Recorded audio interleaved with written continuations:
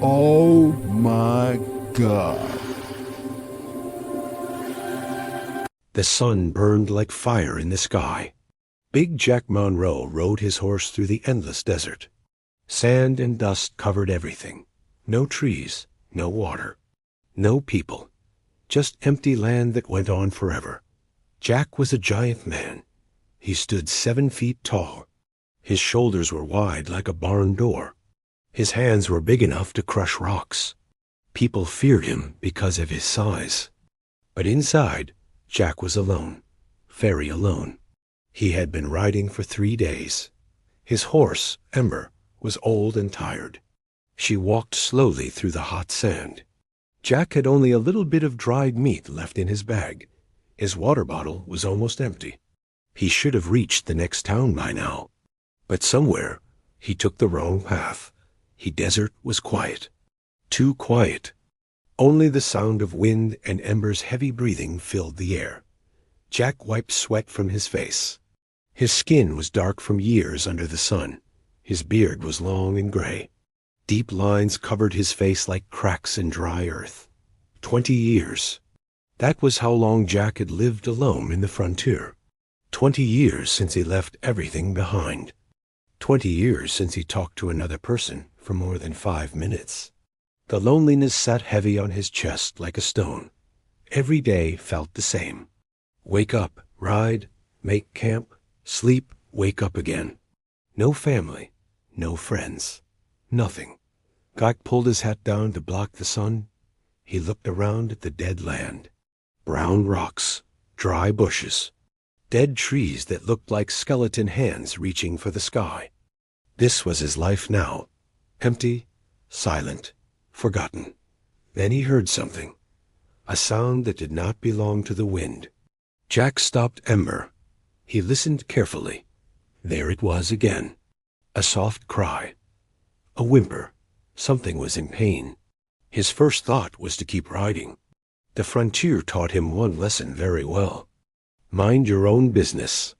Trouble finds those who go looking for it. Whatever made that sound was not his problem.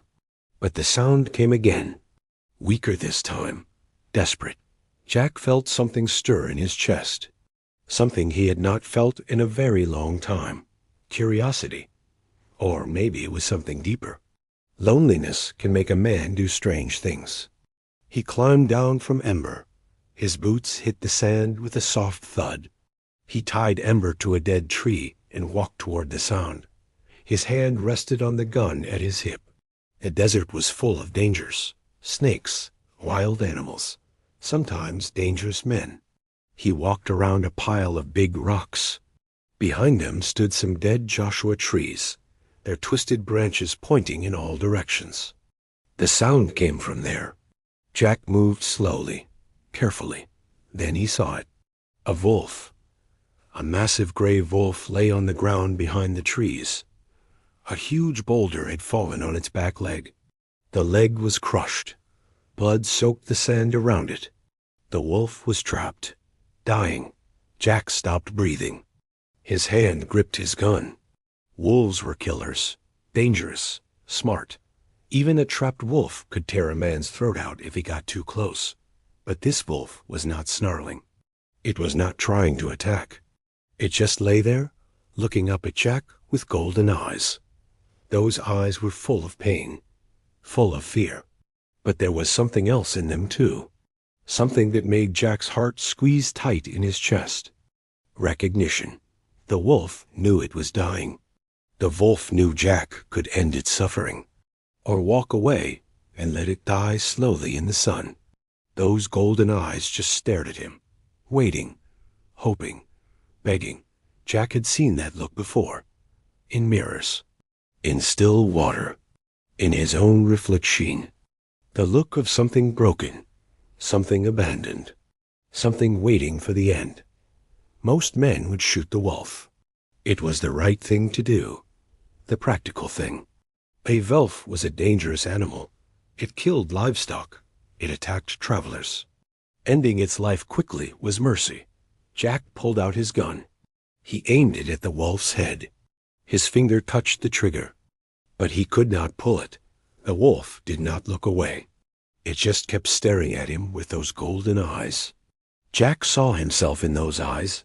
He saw 20 years of loneliness. 20 years of surviving, but not living. 20 years of being feared by everyone and loved by no one. "I need a friend," Jack whispered.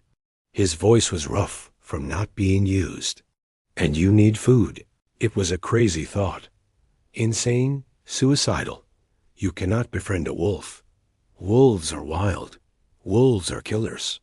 This animal would tear him apart the moment it was free, but Jack was tired. Tired of being alone.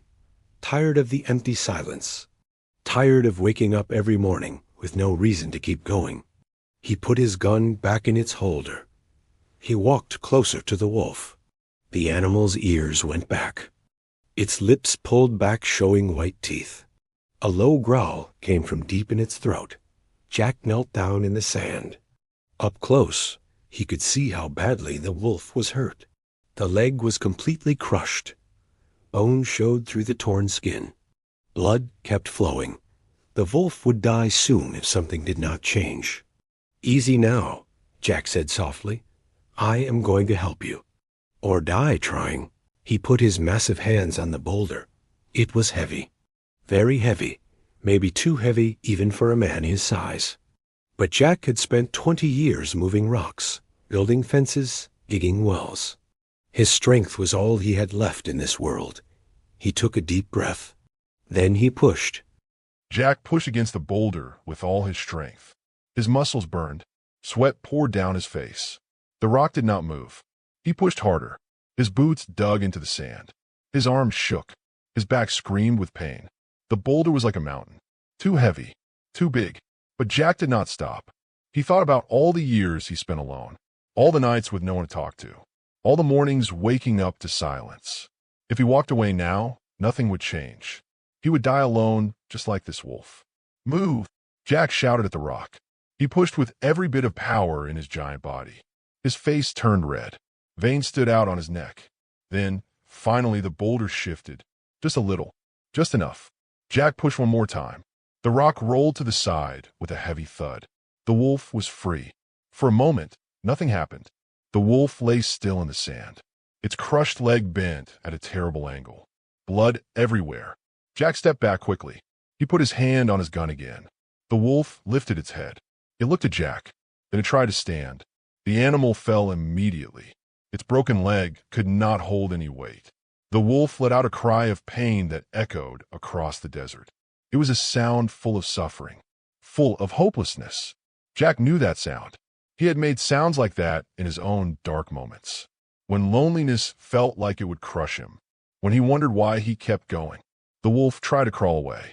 It dragged its body through the sand with its 3 good legs. Trying to escape. Trying to survive. But it was too weak. Too hurt. After only a few feet, the wolf collapsed again. Jack watched it struggle. He could still walk away. Let nature take its course. The wolf would die in a few hours. Buzzards would come. Then coyotes. That was how things worked in the desert. The weak died. The strong survived. But Jack was tired of that law. Tired of the cruel rules of the frontier.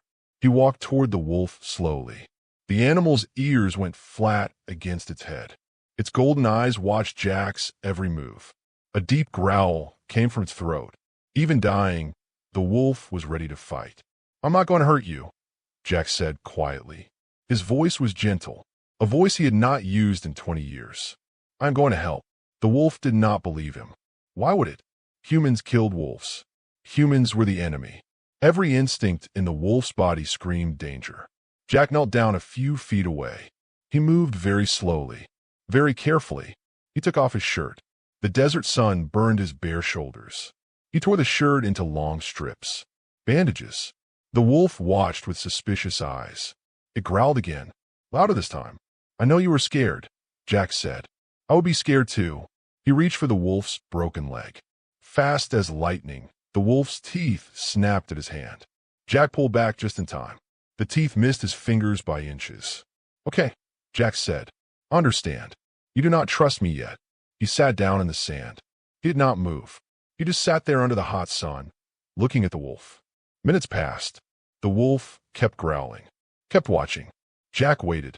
Patience was something the desert had taught him well. Nothing happened fast out here. Water took time to find. Food took time to hunt.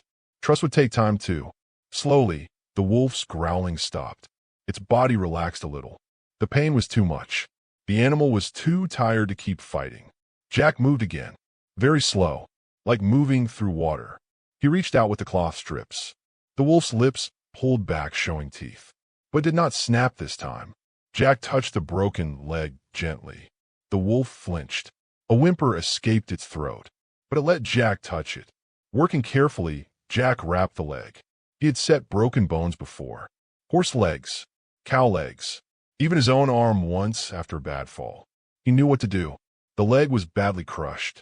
It would never be perfect again, but maybe it would heal enough for the wolf to walk. He tied the bandages tight, but not too tight. The wolf whimpered with each movement. Its whole body trembled, but did not try to bite again. When Jack finished, he sat back. His shirt was gone. His hands were covered in blood, but the wolf's leg was wrapped. The bleeding had slowed. Now came the hard part. Jack pulled out his water bottle. Only a few swallows left. In the desert, water was life. Men killed for water, died without it. Every drop was precious. He poured some water into his cupped hand. He held it out to the wolf. The animal stared at the water. Its tongue hung out, dry, desperate, but fear kept it frozen. "Come on," Jack whispered, "just a little closer." The wolf did not move. Jack waited. His arm began to hurt from holding it out. The water started to drip between his fingers. Still, he did not move. Finally, the wolf's thirst won. It dragged itself forward, inch by inch. Its golden eyes never left Jack's face, ready to run if this was a trap. The wolf's nose touched Jack's hand. It sniffed, and its tongue came out. It lapped the water quickly, desperately. Jack smiled. It was a small smile, sad and hopeful at the same time. When the water was gone, he poured more into his hand. The wolf drank again. They finished the water bottle together. Every last drop. When it was empty, the wolf looked up at Jack. Something had changed in those golden eyes. The fear was still there. But now there was something else too. A tiny spark of trust. Jack pulled out his dried meat. Only 3 pieces left. His own food. His own survival. He broke one piece in half and held it out. The wolf took it carefully from his hand. Their connection had begun. The sun began to fall toward the horizon. Soon darkness would come. The desert night was dangerous. Cold, full of predators and dangers that the daylight kept away. Jack looked at the wolf. Then he looked at his horse, Ember. Then at the empty desert around them. He had a choice to make. Keep riding. Try to reach the next town. Leave the wolf behind to die. Or stay. Jack had not stayed in one place for more than a night in years. He kept moving, always moving, because stopping meant thinking, and thinking meant remembering all the things he lost, all the people who left him behind. But something had changed today, when he lifted that boulder, when he wrapped the wolf's leg, when he shared his last water. Something inside Jack's chest cracked open, like ice breaking in spring. He looked at the wolf again. The animal was watching him. Those golden eyes seemed to ask a question. "What happens now?" "We camp here tonight," Jack said out loud. The wolf's ears turned toward his voice. It did not understand the words, but maybe it understood the tone. Calm, decided, safe. Jack gathered what he could find. Dead branches from Joshua trees, dry brush, old pieces of wood bleached white by the sun. He built a fire pit with rocks. The desert got very cold at night. They would both need warmth. The wolf watched everything Jack did. It lay in the sand about 10 feet away, too hurt to run, too curious to look away. When Jack struck his flint to start the fire, the wolf flinched. Fire was dangerous. Fire was something wild animals feared. The wolf tried to crawl backward. Its broken leg dragged uselessly. "It is okay," Jack said softly. "Fire is a friend, not an enemy." He kept the fire small, just enough to give light and heat, not big enough to scare. Slowly, the wolf stopped trying to escape. It watched the dancing flames with wide eyes. Jack pulled out his last 2 pieces of dried meat. He looked at them for a long time. This was all the food he had left. If he gave half to the wolf, he would go hungry, very hungry. But the wolf was starving. Jack could see its ribs showing through its gray fur. The animal had not eaten in days, maybe weeks. Jack broke one piece in half. He ate his half slowly, making it last. Then he tossed the other half toward the wolf. The meat landed a few feet from the wolf's nose. The animal grabbed it fast and swallowed it in 2 bites. Its eyes begged for more. Jack smiled sadly. He broke the last piece of meat. He ate 1 bite. Then he threw the rest to the wolf. Now he had no food left. None. In the middle of the desert with no town in sight. It was a foolish thing to do. Maybe a deadly thing to do. But watching the wolf eat made Jack feel something he had not felt in 20 years. Purpose. He was helping something. Caring for something. That feeling was worth more than food. As darkness fell completely, the temperature dropped fast. Jack pulled his coat tight around his bare chest. His shirt was still wrapped around the wolf's leg. He fed more wood to the fire. The wolf moved. Slowly. Painfully. It dragged itself closer to the fire. Closer to the warmth. Closer to Jack. Jack stayed very still. He did not want to scare the animal away. The wolf came within 5 feet. Then 4 feet. Then it stopped. It lay down in the sand near the fire's edge. They sat in silence. Man and wolf. Both wounded in different ways. Both alone in a cruel world. The fire crackled between them. Sparks floated up into the black sky. Jack looked at the stars. Millions of them. Bright and endless. He used to find the stars beautiful. But after years alone, they just reminded him how small he was. How meaningless his life had become. "I'm going to call you Shadow," Jack said to the wolf. "Because you are dark like night. And because maybe you will follow me. Like a shadow." The wolf's ears turned toward Jack's voice. It blinked slowly. "I do not know if you understand me," Jack continued. "But I need to talk to someone. Even if that someone has 4 legs and sharp teeth." He poked the fire with a stick. Memories came flooding back. Painful memories he usually pushed away. "I had a family once," Jack said quietly. "A wife. A daughter. A little ranch in Texas. But fever came one winter. Took them both in 3 days. I buried them on a hill overlooking the river." His voice cracked. He had not spoken these words out loud in 20 years. "After that, I could not stay. Everything reminded me of them. So I left. I just started riding west. And I never stopped. 20 years of running from ghosts." A tear ran down Jack's weathered cheek. He wiped it away quickly. The wolf watched him. Those golden eyes seemed softer now. Less afraid. Almost understanding. "Maybe I found you," Jack said. "Or maybe you found me. Either way, I'm glad I stopped running today." The night grew colder. Jack fed the last of his wood to the fire. Soon it would die. Soon they would have only darkness and cold. Jack lay down on the hard ground.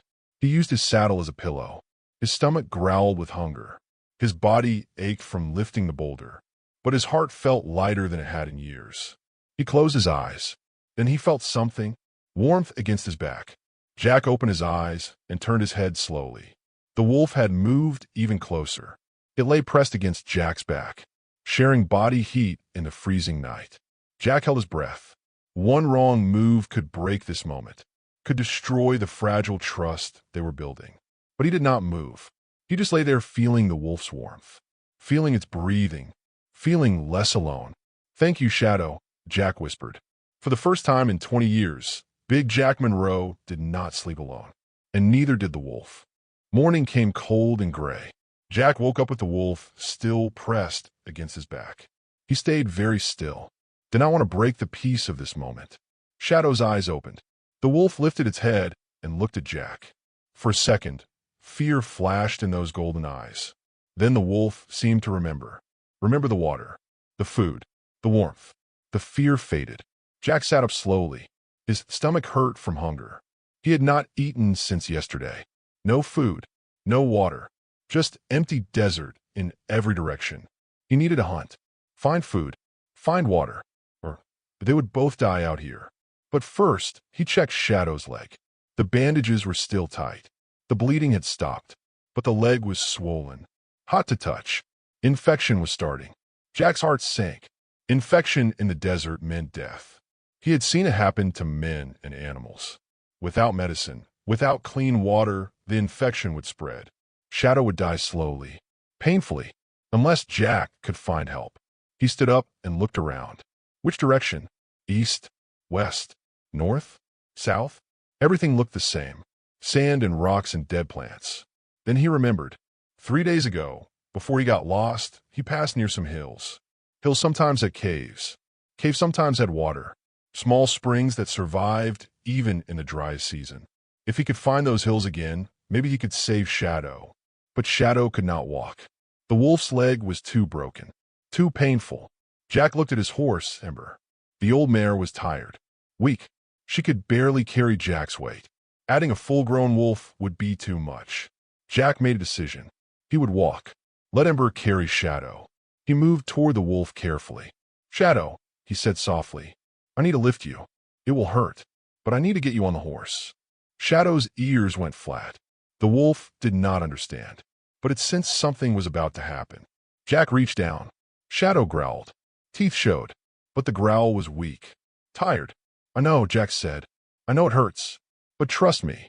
He slid his massive hands under the wolf's body. Shadow snapped at his arm. Teeth caught his sleeve, tore the fabric, but did not break skin. Jack lifted. Shadow was heavy, maybe 80 pounds of muscle and fur. The wolf yelped in pain as its broken leg moved. Jack's heart broke at that sound. He carried Shadow to Ember. The old horse's eyes went wide. Horses feared wolves. It was natural. Prey feared predators. Easy, girl, Jack said to Ember. This wolf is a friend. Not food. Not danger. A friend. Ember snorted nervously. But she trusted Jack. She stood still.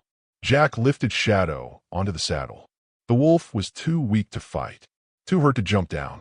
It just lay there across the horse's back, panting with pain. Jack took Ember's reins. He started walking east, toward where he thought the hills might be. His boots sank into the sand with each step. The sun climbed higher, hotter. They walked for hours. Jack's throat became dry as dust. His lips cracked. His legs burned with exhaustion. But he kept walking, one foot in front of the other. Shadow lay quiet on the horse. Sometimes the wolf would lift its head and look at Jack. Those golden eyes followed him constantly, watching, learning to trust. By midday, Jack saw them. The hills, brown and rocky in the distance. Hope surged in his chest. He walked faster. Ember followed. Shadow stayed balanced on her back. As they got closer, Jack saw something that made him want to cry with relief. Green. A small patch of green plants at the base of the hills. Green meant water. He stumbled forward, found a tiny spring bubbling up between rocks. Not much water, just a small pool, but it was clean, clear, beautiful. Jack felt his knees and drank. The water tasted like heaven, cool and sweet. He drank until his stomach hurt. Then he filled his water bottle. He cupped water in his hands and carried it to Shadow. The wolf drank eagerly. Again and again Jack brought water, until Shadow had enough. Near the spring, Jack found wild plants. Roots he could eat, bitter but food. He dug them up and ate them raw. They tasted terrible but filled his empty stomach. He also found something else, a plant with thick leaves. His mother had taught him about this plant long ago. It helped with infection, healed wounds. Jack picked the leaves. He crushed them between rocks until they made a green paste. Then he unwrapped Shadow's leg. The leg looked bad, red and swollen. The infection was spreading. Jack spread the plant paste over the wound. Shadow whimpered, but did not snap, did not fight. The wolf was learning that Jack's touch meant help, not harm. Jack wrapped the leg again with fresh cloth torn from his coat. Then he made camp by the spring. They would stay here, rest here, heal here. Days passed. Jack hunted rabbits with rocks and patience. He caught 2 in 3 days. He cooked one for himself, gave the other whole to Shadow. The wolf ate hungrily, getting stronger. Each day, Jack changed Shadow's bandage. Each day, the infection got a little better. The swelling went down. The heat faded. And each day, Shadow came closer, trusted more. On the 5th day, something amazing happened. Jack sat by the fire, cooking a rabbit. Shadow lay nearby. Suddenly, the wolf stood up. For the first time since the injury, Shadow stood on all 4 legs. The broken leg was still weak, still crooked, but held weight. Shadow took one step, then another, limping badly but walking. Jack's eyes filled with tears. "You did it," he whispered. "You're going to survive." Shadow walked right up to Jack, close enough to touch, close enough to kill. But the wolf just sat down next to him, right beside him. Jack slowly reached out his hand. Shadow did not pull away. Jack touched the wolf's head, soft gray fur under his rough fingers. Shadow leaned into the touch. A sound came from deep in the wolf's chest. Not a growl, a different sound, almost like a purr. They sat together as the sun set. Man and wolf, no longer strangers, no longer alone. The healing had begun. For both of them. 2 months passed to the spring. Shadow's leg healed crooked but strong. The wolf could run again. Not fast like before, but enough to hunt. Enough to survive. Jack watched Shadow grow stronger each day. The wolf hunted rabbits and brought them back to share. Jack cooked the meat over the fire. They ate together like family. But Jack knew this moment would come. The moment when Shadow would leave. Wild animals belonged in the wild, not with humans. One morning, Shadow would just disappear. Run back to the mountains. To freedom. Jack told himself he was ready for that. Told himself it was okay. But his heart knew different. Losing Shadow would hurt worse than being alone all those years. One evening, Jack sat by the fire. Shadow lay beside him like always. Jack ran his hand through the wolf's thick fur. "You can go any time," Jack said quietly. "You are healed now. Strong. You do not need me anymore." Shadow's golden eyes looked up at him. The wolf did not move. "I mean it," Jack continued. His voice cracked. "You are free. Go find your pack. Find your family. Live your life." Shadow put his head on Jack's leg. A small whine came from the wolf's throat. Jack wiped his eyes. "I will miss you, Shadow. More than you will ever know." The next morning, Jack woke up ready to find Shadow gone. But the wolf was still there. Sitting, waiting, watching Jack with loyal eyes. Jack smiled. Maybe Shadow would stay one more day. That afternoon, everything changed. Jack was gathering wood near the hills. Shadow walked beside him, limping slightly. Suddenly, Shadow stopped. The wolf's ears went straight up. A low growl rumbled in his chest. Jack froze. He listened. Then he heard it. Horses. Many horses. Coming fast. He ran back toward camp. Shadow ran beside him. They reached the spring just as 5 riders appeared over the hill. The men looked rough. Dangerous. Guns on their hips. Scars on their faces. The kind of men the frontier made mean and cruel. The leader was a thin man with a black hat. He smiled when he saw Jack. It was not a friendly smile. Well, the man said. "Look what we found. A giant all alone in the desert." Jack said nothing. He watched the men spread out around him, surrounding him. "We've been tracking you for 2 days," Black Hat said. "Saw your fire. Thought maybe you had supplies. Food, water, money." "I have nothing," Jack said calmly. "Just an old horse and what you see." "We will decide that," Black Hat said. He climbed down from his horse. The other 4 men did the same. Shadow moved. The wolf stepped between Jack and the strangers. Every hair on Shadow's back stood straight up. Teeth showed white and sharp. A deep, terrifying growl filled the air. The men stopped. Their eyes went wide. "What in hell is that?" one man shouted. "A wolf," Black Hat said. His hand moved to his gun. A big one. "Do not touch your guns," Jack said. His voice was hard as iron. "Shadow will tear your throats out before you clear leather." Black Hat laughed nervously. "Shadow, you named a wild wolf." "He is not wild anymore," Jack said. "He is my friend, and he protects what is his." Shadow took one step forward, then another. The growl got louder, more dangerous. The wolf's golden eyes fixed on Black Hat like a predator watching prey. The 5 men backed up. Fear replaced greed on their faces. "Just leave," Jack said. "Right away. Nobody has to die today." Black Hat's hand was still on his gun. Pride fought with fear in his eyes. He wanted to shoot, wanted to prove he was tough. Shadow crouched low, ready to attack, ready to kill. "Boss," one of the other men said. His voice shook. "Let's just go. This is crazy." Black Hat stared at Shadow, then at Jack, then back at Shadow. "You're a freak," Black Hat spat. A freak and his monster wolf. But he backed away. He climbed on his horse. The other 4 men rushed to their horses. They rode away fast, leaving dust and fear behind them. When they were gone, Jack dropped to his knees. His whole body shook. Shadow came to him immediately, pushed his big head against Jack's chest. Jack wrapped his arms around the wolf. "You saved my life," he whispered. "You could have run, but you stayed. You protected me." Shadow licked Jack's face. In that moment, Jack understood. Shadow was not staying because he had to. Shadow was staying because he wanted to, because they needed each other, because they were family. The next week, Jack decided it was time. Time to return to civilization. Time to stop hiding in the desert. He rode Ember toward the nearest town. Shadow walked beside the horse. People on the road saw them coming. They stared with open mouths. A giant man, a gray wolf, walking together like old friends.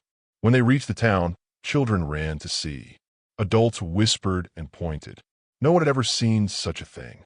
A wild wolf walking calmly through the streets. A lonely cowboy with a friend who would die for him. Jack stopped at the general store. The owner came out, an old man with kind eyes. "Is that wolf safe?" the old man asked. Jack smiled. "Safer than most people." "How did you do it?" "Tame a wolf." "I did not tame him," Jack said. "I showed him mercy when he needed it most. I gave him food when I had none, water when I was thirsty, kindness when the world gave him only cruelty. And he gave me back everything I lost. Purpose, friendship, a reason to keep living." Word spread fast. People came from other towns to see the giant and his wolf. They called it impossible, called it magic. But Jack knew the truth. It was not magic. It was choice. The choice to help instead of hurt, to give instead of take, to love instead of fear. Years passed. Jack and Shadow became a legend. Stories told around campfires. Songs sung in saloons. The man who saved a wolf with mercy. The wolf who saved a man with loyalty. They were never alone again. And they proved that even in the hardest, cruelest land, one act of compassion can change everything, can turn enemies into brothers, can transform loneliness into a love that legends are made of. Big Jack Monroe finally found what he was searching for in the desert. Not gold, not glory, just a friend. And that friend changed his life forever. The end.